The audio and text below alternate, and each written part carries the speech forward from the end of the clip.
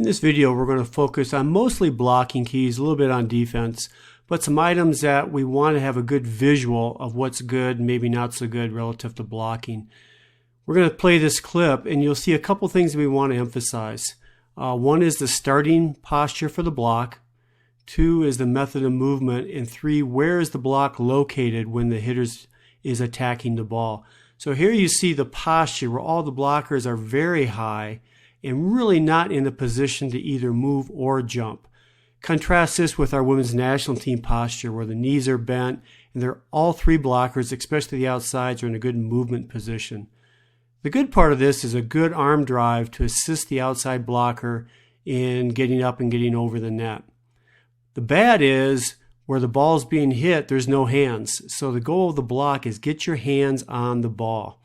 So this is the same clip. Notice that the poor posture, we want to locate our hands where the ball is and not where it's so completely outside as you saw in this clip.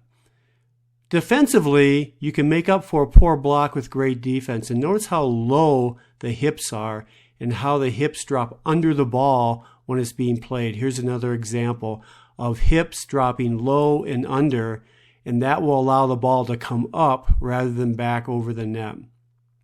This is an example of poor middle blocker footwork where it's small shuffle steps that really don't get you to the outside. Notice better footwork by our women's national team where it's both big arm drive, big crossover steps, and very dynamic in their movements, and allows the middle blocker to form a better block. And you'll also see where the outside blocker has her hands directly over the net on the ball, and you don't see the ball outside the block. This is a little bit better middle blocker footwork where it's a little bit more of a crossover step, and it results in a much better formed block. Blockers will get in trouble if they reach sideways like this middle blocker did. It's just not a very strong position. So you always want to try to reach straight over the net. Here's another view of arm drive and squaring up while one is in the air. And you notice the big arm drive that will help especially smaller blockers get up higher. You'll also notice that when they leave the ground, her hips aren't necessarily square to the net. They're kind of facing the attacker. And then a good athletic move, she squares up. So when the ball is actually being struck, her hips are square, but she doesn't necessarily have to leave the ground with her hips square.